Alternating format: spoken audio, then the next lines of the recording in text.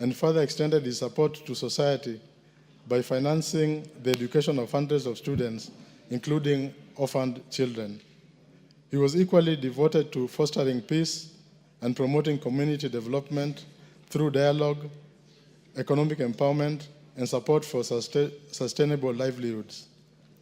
Honorable Speaker, the late Honorable Dalmas Otieno leaves behind a rich legacy as a pragmatic leader as a pragmatic leader, valued for his insight in governance and in his steadfast service to the people, which will forever be cherished. On my own behalf and the people of my constituency, I wish to take this opportunity to condole with his family, relatives, friends, and the people of Kenya at large. May his soul rest in eternal peace. Thank you, Mr. Speaker. Thank you. Jeanette. Mr. Speaker, I want to join the Member of Parliament for Rongo in condoling with the family of Honorable Dalmas Otieno Onyango. Mr. Speaker, we come from the same county with Honorable Dalmas, and we served together one term in Parliament, in the 11th Parliament.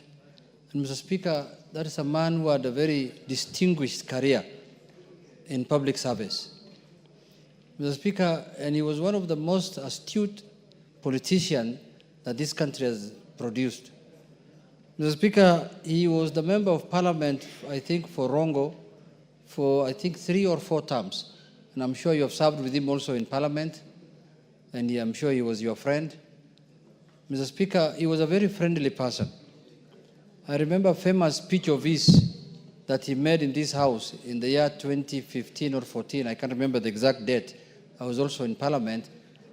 And he spoke about being an insider, an outsider, and again an insider, in power and outside power, Mr. Speaker. And it was very hilarious. And I remember that day the House was very happy to listen to his wisdom on what it is to be in power and out of power. Mr. Speaker, Honorable Dalmas has initiated a lot of development in our county. The university that today we enjoy in Migori County, called Rongo University, was initiated by him. He has brought many, many things, schools. He has built many schools. He has built many hospitals. He has done a lot of tarmac road. Mr. Speaker, that is one of the people that Migori people used to look up to all the time until when he stopped representing them. Lastly, he was the vice chair of the Salary and Remuneration Commission until he felt that he wanted to serve the people of Migori as a governor in the last election. But unfortunately, he was running on the wrong party, and he didn't manage it. But, Mr. Speaker, that is one man, his legacy and history will remain behind in this country. So, Mr. Speaker, I want to urge my colleagues to join us. His burial is on 2nd, and I think today also there is a function being presided over by none other than the Speaker, if I'm not wrong, in the evening to help him, to help the family in giving him a decent send-off. So if you can join us today, and then also on the 2nd of October, when his burial will be happening in Kangezo village, in Rongo constituency, we'll be very happy because he was a member of Parliament, he was our colleague, he served this country, he has done a lot of good things for this nation, and he was a national asset. So, Mr. Speaker, with those few remarks, I want to condole again with the family, and may God stand with them at this trying moment, Mr. Speaker. Thank you very much. Owen Bayer. Mike. Thank you, Honorable Speaker. Honorable Speaker, I want to join my colleagues, the MP for Rongo and also the minority leader, to condole with the family of Dalmas Otieno Onyango. Honorable Speaker, for the person of Dalmas, a person who worked tirelessly for this nation in different capacities, Honorable Speaker, a man who served this country with distinction, Honorable Speaker, a man who never shied away from responsibilities, Honorable Speaker, and did his best for this country. I wish that the Lord God rest his soul in peace. Honorable Speaker, I want to draw you to one particular incident about Dalmas and I. I was a young university student, very young, and I decided to go pursue masters then. And at that time, as a teacher, when you get study leave to go and pursue your studies, Honorable Speaker, they would give you 80% of your salary when you're on study leave. But they will deduct 20% and keep it away. Then there was a circular that said even the 20% can now be given back to the student and you get a full salary. So I was at KU studying very hard. Then I got absolutely broke and I didn't have money at all. And I had chased for this 20% for like 5 months. And nobody wants to listen to me in Ministry of Education and DPM. So one day, I walked to DPM office, Department of Personnel Management. I walked there. And I met this tall man who looked at me and said, "Young man, what are you doing here so early in the morning?" And I said, my name is Owen Bayer. I am from the university and I'm trying to get my money, which people here have refused to give me. And all those secretaries who were there were trying to pull me away so that I don't talk to him. But Dalmas just came and held my hand and took me to his office and asked me, "What do you want?" And I explained to him. And he called everybody. That day, I want to tell you, Honorable Speaker, I walked away from that office with my check because Dalmas said this young man must be given his check, Honorable Speaker. That is one event that will forever remain etched in my memory, the memory of good things that Dalmas did, Honorable Speaker. And he looked at me and said, "Young man, where are you from?" I told him, I am a Giriama from. He said, "You see, we want everybody in this country to have an equal opportunity, an equal chance to prosper." And Honorable Speaker, I can assure you after that, I was able to finish my master's very fast, graduated, and I thank Dalmas Otieno for helping me get that accolade. I thank you, Honorable Speaker. And you are able to prosper. Yes. Those I'll give you 2 minutes each. Chair, budget. Thank you, Honorable Speaker. Honorable Speaker, I would like to join the Member of Parliament for Ronga and my colleagues who are passing their condolences to the family of Honorable Dalmas Otieno. And to say, Honorable Speaker, that I knew Dalmas in person. And Honorable Speaker, Dalmas was a clean person. He was clean and he used to dress sharply. Honorable Speaker, I learned the spirit of dressing well from Dalmas. Honorable Speaker, Dalmas was also very clean at home. When you would go to his home was very, very clean and neat. And Honorable Speaker, Dalmas is one guy that maintained that even in his home, you had to use a napkin to eat. Honorable Speaker, you know, most of us are very careless at home. We just pick food and eat. But Honorable Speaker, for Dalmas, in his home, you must eat using a napkin. You must tuck in the napkin. Honorable Speaker, away from that, Honorable Dalmas was very wise. One of the politicians who was very wise was blessed with wisdom, but he was also very, very brainy. He was full of brains. In terms of development, Honorable Speaker, Dalmas was a development-focused leader. What Honorable Junet Mohamed has said is true, that there are so many development programs that are attributed to Honorable Dalmas in the larger Luo community. He was a man who loved peace. Honorable Speaker, in my first term, I sat in the Committee of Finance and National Planning, and Dalmas was the Vice Chairman of Salaries and Remuneration Commission. Most of the time, he was the one who would come to defend the budgets and any issues that touched on SRC before the committee. And we loved him because he was able to persuade us and convince us. During that time, Honorable Speaker, we were protesting about giving SRC their full budgets because they had interfered with our issues here as Parliament. But when Dalmas came, he was able to convince us, and we were able to, respond positively. May the soul of Dalmas rest in eternal peace. Bet Simba. Asante sana Mheshimiwa Spika. Kwa niaba ya eneo bunge la Kisauni, nasimama kuomboleza na ndugu na familia ya familia ya mwenda zake, nasema poleni sana kwa msiba mkubwa ambao mmeupata, lakini yetu kikubwa ni kwamba tunamwombea Mungu amsamehe madhambi yake, amweke katika watu wema. Na pia hii tunashukuru kwa wakati wake aliotumia kutumikia taifa hili. Alikuwa anakaa usiku mwingi kufikiria taifa litasonga mbele namna gani. Ni vyema kila mmoja wetu aweze kumwombea katika hii safari anaoenda. Na pia hii ni kwamba ni ishara ama funzo kwamba kila mmoja wetu ajue ataondoka kwa ulimwengu. Hakuna ambaye atabaki katika ulimwengu huu. Kwa hivyo yale ambayo tunatekeleza katika jumba hili na yale tunayoyafanya katika uongozi wetu, tuhakikishe kwamba tunafanya mazuri, kwa sababu ile safari ndugu yetu ametangulia, mjue na sisi pia safari ni hiyo hiyo. Kwa hivyo tufanye mema ili tuende tupande mazuri ili tukavune yale ambayo tumeyapanda hapa. Mimi niliwahi kufanya kazi na Mheshimiwa Dalmas katika bunge la 11, na alikuwa mtu mpole na alikuwa msikilivu, licha ya kuwa amekuwa kwa muda mrefu katika shughuli ya uongozi. Kwa hivyo langu ni kusema poleni familia, na namwombea Mungu aiweke mahali pema, aiweke roho yake mahali pema peponi. Asante. Jalango.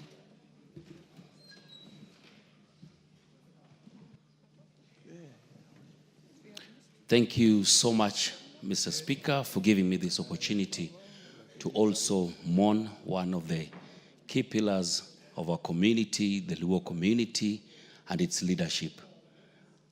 I knew Dalmas Otieno Anyango as one of the leaders that inspired most of us to join politics, to be effective in legislation, and also just to champion leadership that anchors itself into development. If you knew Dalmas Otieno, even in every single meeting that he used to have, even in the constituency back here in Nairobi, you'd never hear him throw insults to anyone on a personal level. He anchored himself on a clean slate of campaigns where people would compete in agendas. And that one can be seen and is a testimony from all the members here who have already spoken on his track record on matters development. More so, I also mourn him and with the family, the wife, Madam Dorothy Anyango, was also my classmate in primary school.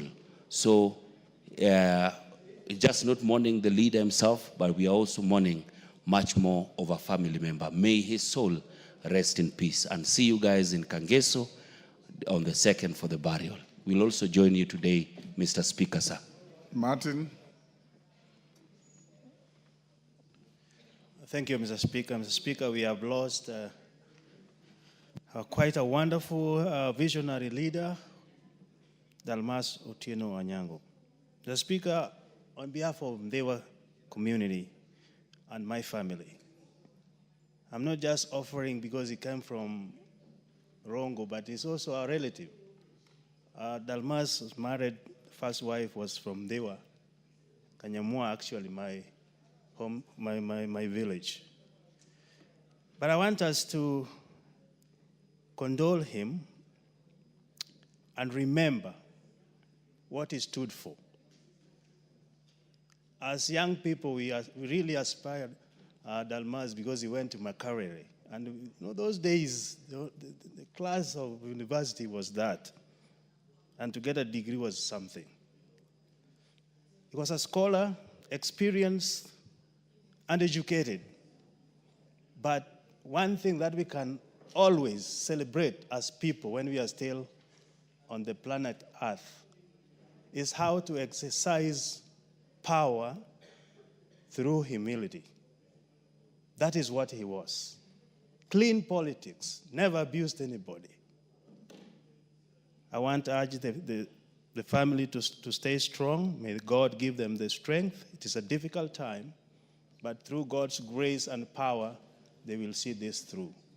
Thank you, Mr. Speaker. Kainan. Thank you, Mr. Speaker.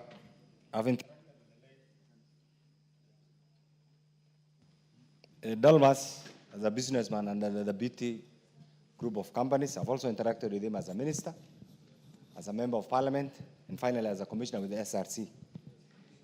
So, Speaker, one of the things that I have really learned from him, in your first interaction, the man was genius.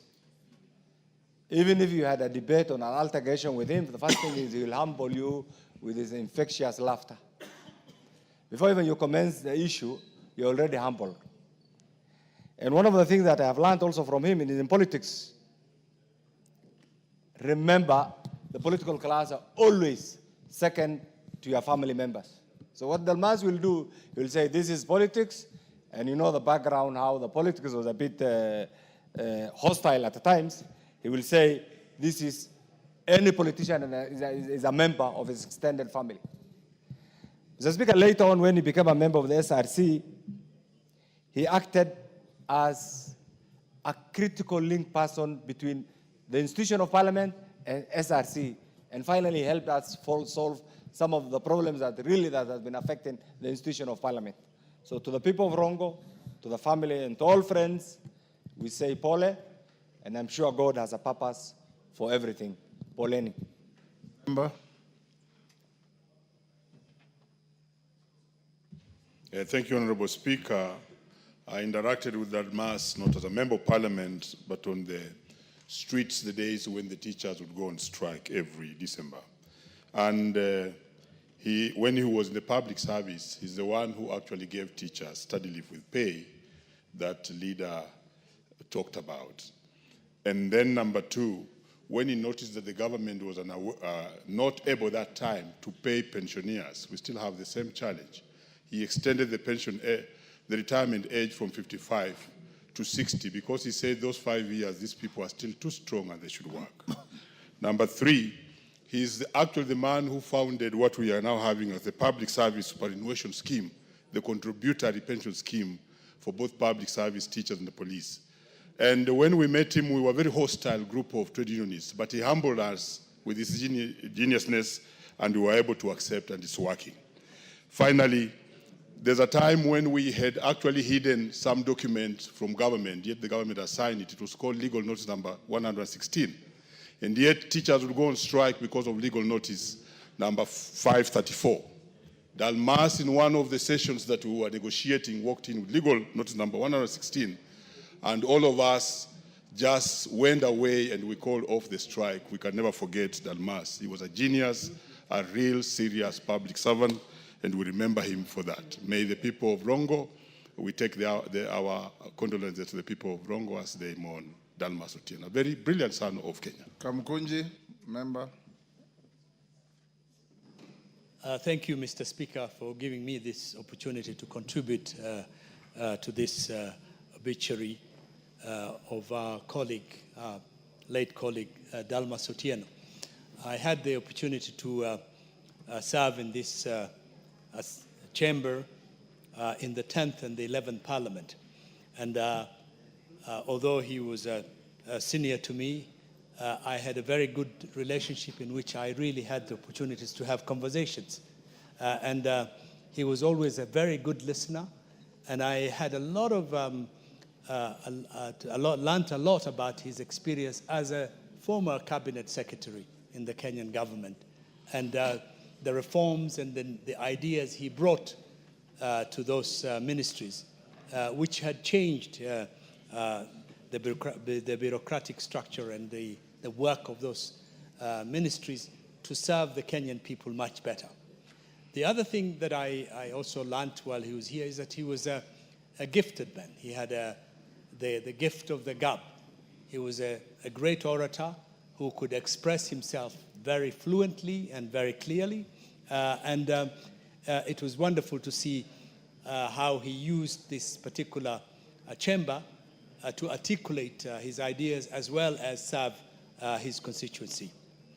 I think he was he had a very high sense of professionalism and an exceptional leadership qualities. And I send my condolences to his family and friends, and may he rest in peace. Carolio Mondi. Thank you very much, Right Honorable Speaker. You will recall you and the dearly departed Dalmas Otieno employed me as the first General Counsel and eventually the Chief Executive of Energy Regulatory Board, Electricity Regulatory Board, now EPRA. Dalmas was quite a phenomenon And I remember when we worked together in the Grand Coalition, we initiated together with a gentleman called Sylvester Obongo the Rapid Results Initiative, how to fast-track government delivery system. And he was also very helpful to our political movement in the run-up to 2007 general elections, and he was part of our strategy team. He did quite a lot in development, as you have heard, about Rongo University, and very many initiatives, educating quite a large number of students in Rongo and beyond. He was also a very strong businessman. I think the first member of the Luo Nation to own a financial institution, Thabiti. So we have a lot to say about Dalmas. But I would like to invite all of us in the space of politics to reflect on his life and to ask ourselves, how do we treat those with whom we don't always agree? How do we engage with those who have different political opinions? Do we have the wisdom to pull together to save the country, to serve the country? Or are we always on the extreme end of the divide? Other than praising him, I think it is important that we learn and draw some lessons from his life and his politics. May his soul rest in eternal peace, and may the perpetual light shine upon him. Thank you, Honorable Speaker. Up there, I served with Dalmas Otieno in this house from the 7th Parliament. We were members of the IPPG that brought some bit of political sanity to the country when it was spiraling towards a chaotic political election. And we have been good friends. The Kangeso School that was mentioned by Junet and Abor, the first Harambe to start that secondary school was presided over by yours truly here on his invitation, and we have maintained up to his demise a very cordial relationship. He visited me in my chambers up here 3 weeks before passing away, where we sat, and he was very jovial, always talking about Kenya. And those of you who are in the 2013 Parliament, you know he was one of the people who started and conceived CORD as a coalition and decided it to go to elections. So we have lost a great man, and we will be at Kangeso to see him off on 2nd. May I request you to be upstanding to observe a minute's silence? Even those in the gallery, you be upstanding.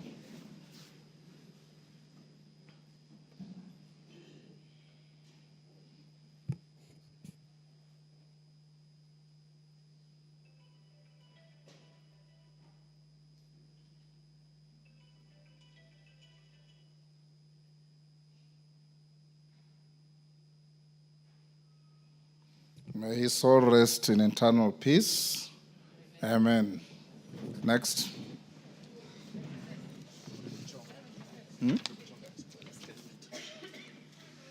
Honorable Ken Chonga.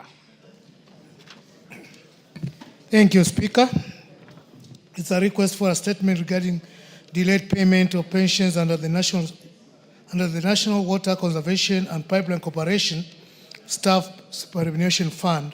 Honorable Speaker, pursuant to the provisions of Standing Order 44, subsection 2, subsection C, I rise to request for a statement from the chairperson of the Departmental Committee on Finance and National Planning regarding delayed payment of pensions under the National Water Conservation and Pipeline Corporation Staff Superannuation Scheme. Honorable Speaker, former employees of the National Water Harvesting and Storage Authority who retired between 2018 and 2023 upon attaining mandatory age of 60 years are yet to receive their full retirement benefits. The employees were members of the National Water Conservation and Pipeline Corporation Staff Superannuation Scheme, which is administered by the Board of Trustees. Regrettably, the financial position of the scheme has deteriorated over the time, resulting in a deficit that has severely constrained its ability to honor its obligations.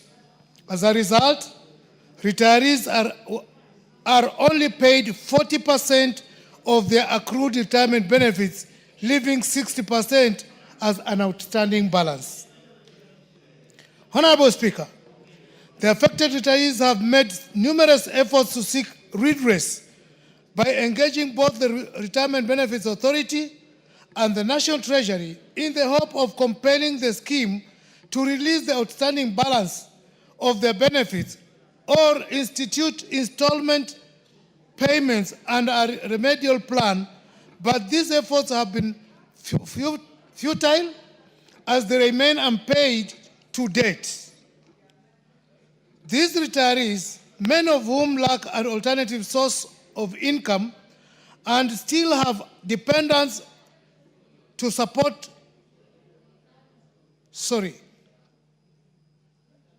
remain unpaid to date.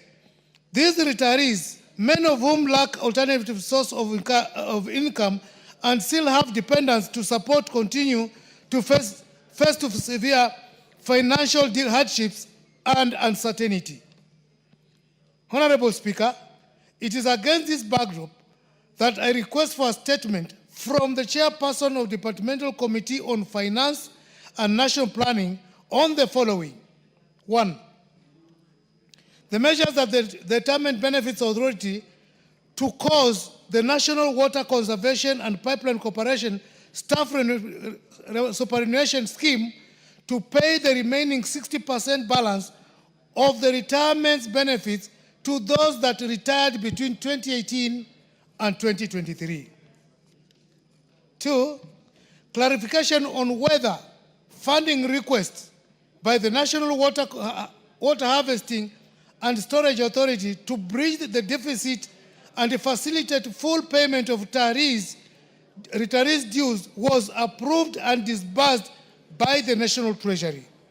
And finally, specific timelines within which the retirees will be paid their full retirement benefits. I thank you, Honorable Speaker. Thank you, Honorable Chonga. Chair of Finance and National Planning.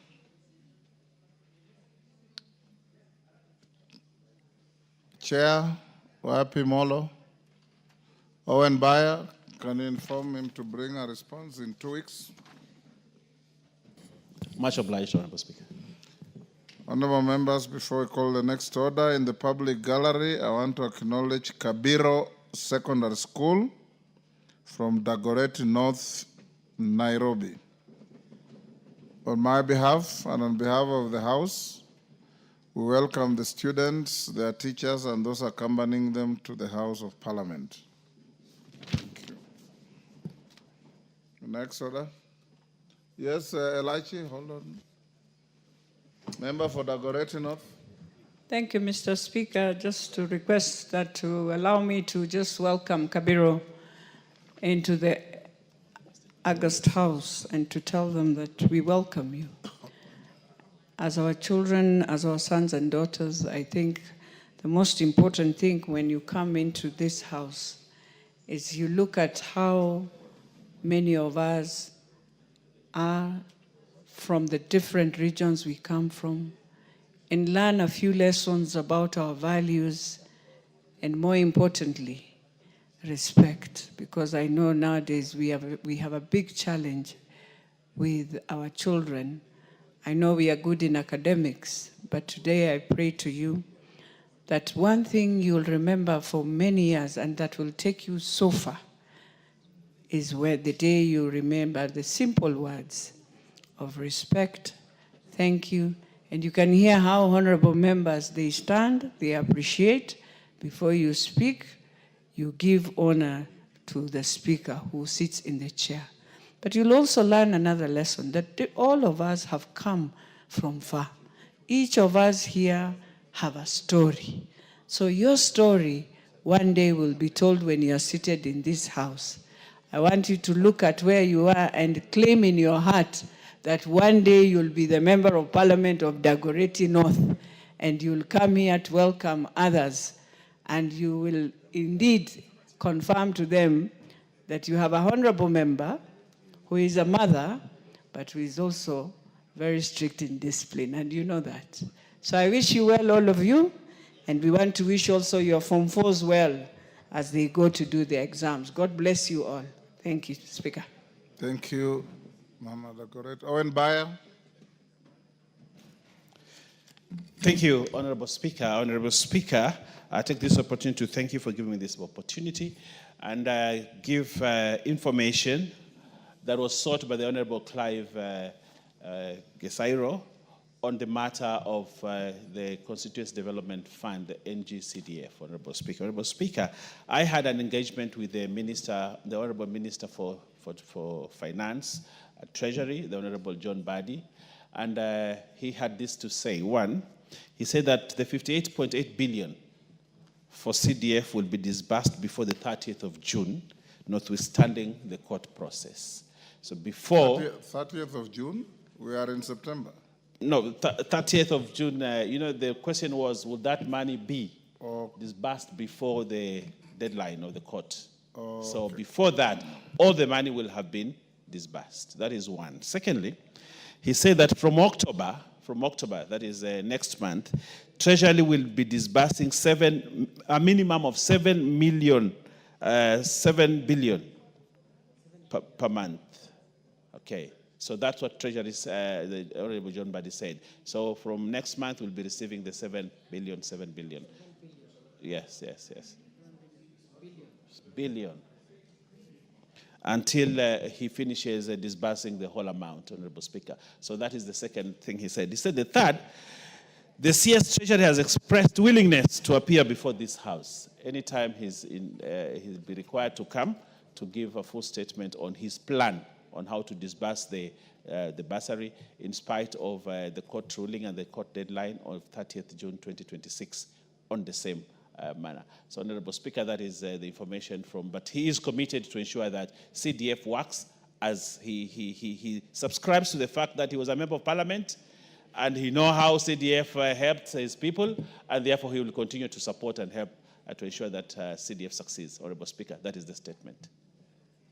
Thank you. Next order. Order number 8, special motion, consideration of nominees for appointment to Foreign Service. Chair, Committee on Defense, Intelligence, and Foreign Relations, Major Bashir. Yes, sir. Thank you, Honorable Speaker. Honorable Speaker, I beg to move that, taking into consideration the findings of the Department Committee on Defense, Intelligence, and Foreign Relations, in its report on the approval hearing of 9 nominees for appointment as High Commissioner, Ambassadors, and Consul Generals, laid on the table of the House on Tuesday, 23rd September 2025, and pursuant to the provisional Article 1322E of the Constitution, Section 22 of the Foreign Service Act, Cap 1A5E, and Section 3 and 8 of the Public Appointments Parliamentary Approvals Act, Cap 7F, this House approves the appointment of the following persons. 1, Honorable Florence Chemketich Bore, EGH, as High Commissioner to Windhoek, Namibia. 2, Ambassador Anthony Mwaniki Muchiri, CBS, as Ambassador to Ankara, Turkey. 3, Ambassador Lucy Njeri Kiruthi, MBS, as Ambassador to Bangkok, Thailand. 4, Henry Ouma Wambuma, as Ambassador to Bujumbura, Burundi. 5, Abdirashid Salat Abdille, as Ambassador to Jakarta, Indonesia. 6, Ambassador Joseph Masila, as Ambassador to Riyadh, Saudi Arabia. 7, Ambassador Edwin Afande, MBS, as Ambassador to Vienna, Austria. 8, Jane Chepkorir Troitich, as Consul General to Dubai, United Arab Emirates. And 9, Judy Kiariai Nkumiri, as Consul General to Goma, Democratic Republic of Congo. Honorable Speaker, the offices of the High Commissioner, Ambassador, and Consul General stand as Kenya's outposts of sovereignty and service. As defined in Section 21 of the Foreign Service Act, the head of mission is not only the President's voice abroad, but the steward of Kenya's foreign policy, the custodian of our image, the leader of our public staff, and the guardian of our public funds. Honorable Speaker, in discharge of our mandate under Standing Order 2165F, the committee approached its task with diligence, fairness, and unwavering fidelity to the Constitution, guided by the Chapter 6 on leadership and integrity and the spirit of public participation, as enshrined in Article 118. We subjected the nominees to rigorous scrutiny, measuring not only their qualification and experiences, but also their vision and their fitness to carry Kenya's flag across borders. Honorable Speaker, in keeping with Standing Order 42.2, your office relayed to the House the President's message regarding the nomination of 9 persons to serve as High Commissioner, Ambassadors, and Consul General. The names were accordingly committed to the committee pursuant to Article 1244A of the Constitution for approval hearings and reporting within the statutory timelines. To uphold transparency, the public notice was placed in the mainstream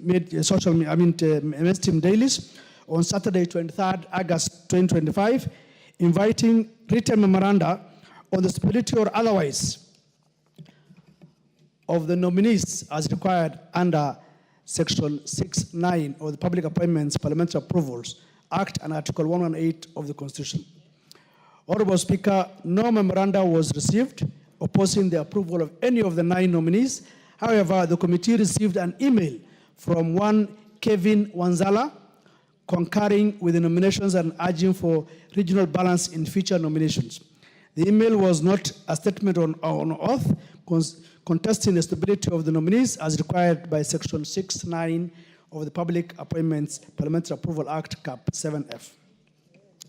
Honorable Speaker, in further fulfillment of our due diligence and as required by law, the Clerk of the National Assembly wrote to relevant agencies, the EACC, KRA, DCI, HELP, and ORPP, seeking reports on the nominees' integrity, tax compliance, criminal record status, loan obligations, and political affiliations. All agencies returned clean reports affirming the nominees' good standing. However, in conducting its due diligence, the committee noted that Ambassador Anthony Muchuri was, however, adversely mentioned in the report of the National Assembly's Diplomatic Committee on Defense and Foreign Relations on the procurement, disposal, and construction of properties of Kenya's diplomatic mission in Egypt, Japan, Nigeria, Belgium, and Pakistan.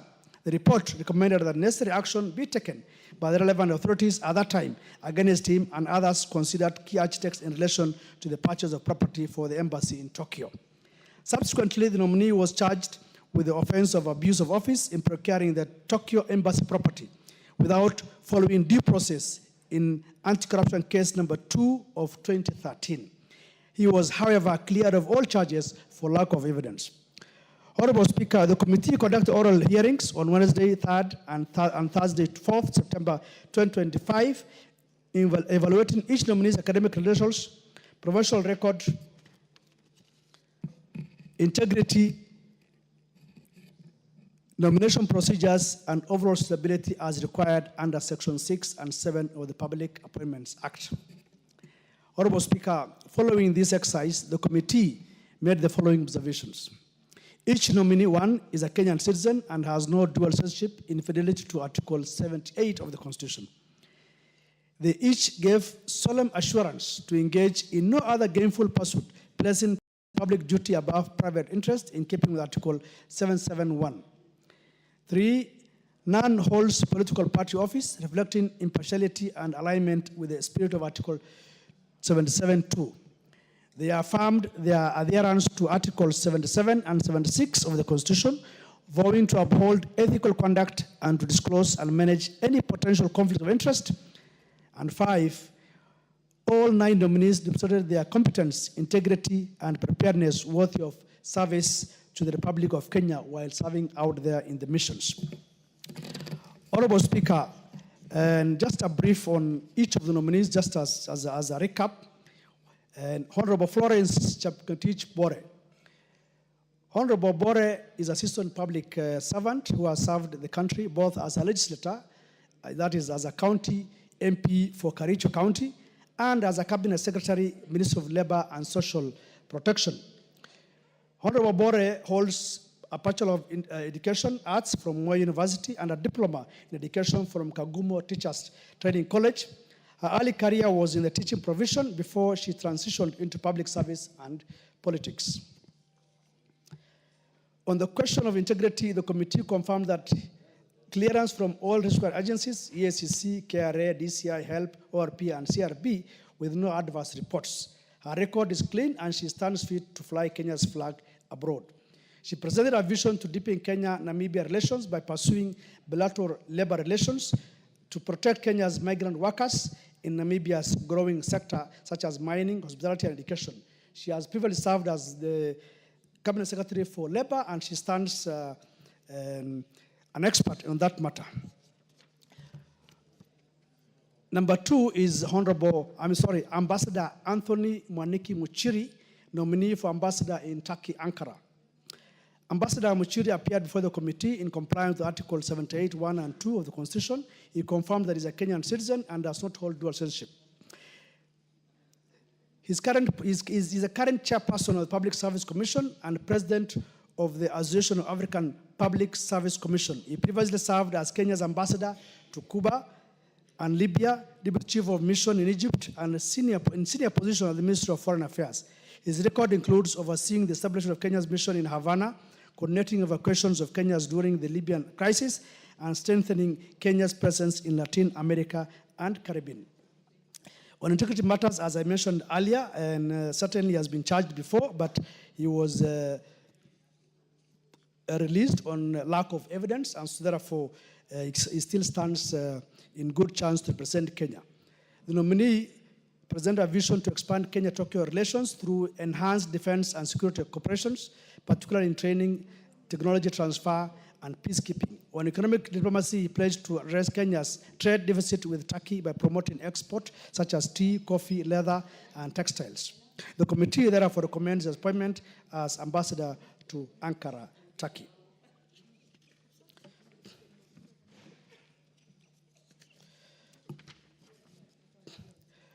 Another nominee is Mr. Abdirashid Salat Abdille, nominee for ambassador to Jakarta, Indonesia. The nominee confirmed that he is a Kenyan citizen, does not hold dual citizenship, therefore meeting the requirements of Article 78 of the Constitution on eligibility of state officer and Chapter 6 on leadership and integrity. The nominee holds a Bachelor of Arts in Public Administration and Political Science from the University of Nairobi, a Diploma in International Studies, and a Diploma in International Labor Standards from ILO in Turin. He previously served as Inspector in the Ministry of Labor from 1987 to 2002, Technical Advisor to Somalia's Ministry of Labor, and Chairman of KPA Joint Industrial Council from 2009 to 2020. He has participated in numerous ILO and AU labor conferences. On integrity, the committee considered his record under Article 75 and Article 771 and 2 of the Constitution and found him that no conflict of interest whatsoever. He presented a vision to enhance Kenya-Indonesia ties through conclusion of labor migration and agreements. This nominee has previously served in the Ministry of Labor and therefore has a clean record on matters dealing with labor migration and labor issues. The committee, having reviewed his credentials, recommends his appointment as ambassador to Jakarta and in Indonesia.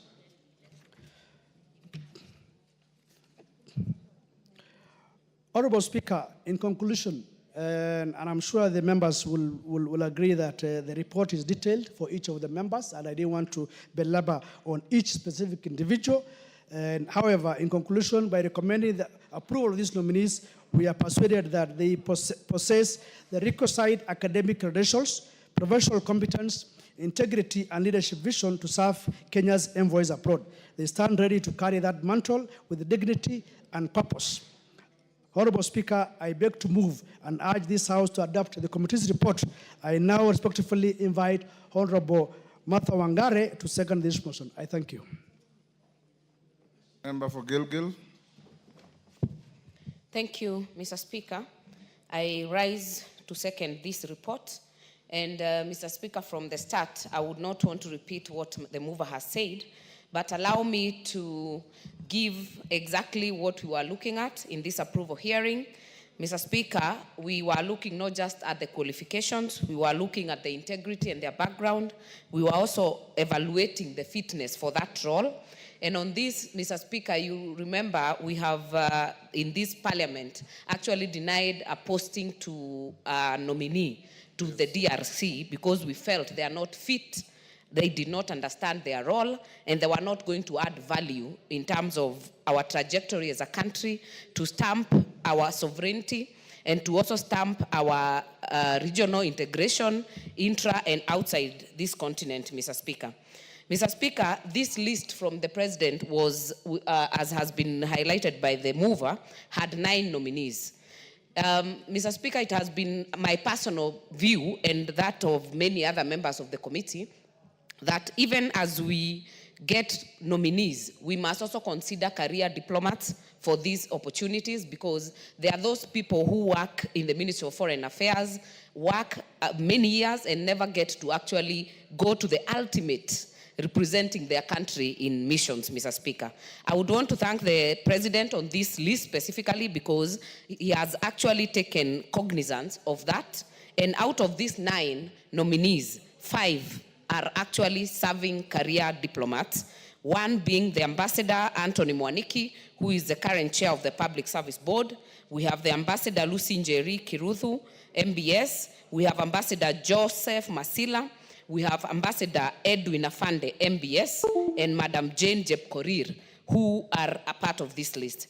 Mr. Speaker, the President has